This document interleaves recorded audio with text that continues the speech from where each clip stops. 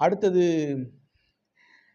வித்தியாசமான பெயர் கொண்ட மருத்துவக் கல்வி நிலையம் ஏதாவது இருந்தால் சொல்லுங்கள் அப்படின்னு ஒரு மாணவர் கேட்டிருக்கார். வித்தியாசமான பெயர்களை கொண்ட மருத்துவ கல்வி நிறுவனங்கள்.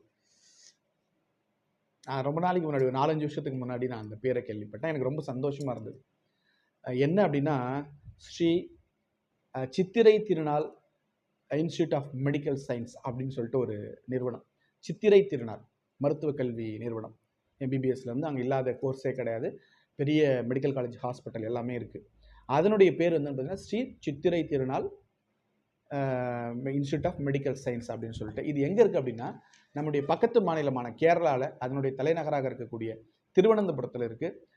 அவ்வளோ ஒரு அந்த பேரை கேட்கும் போதே எனக்கு அவ்வளோ சந்தோஷமாக இருந்தது.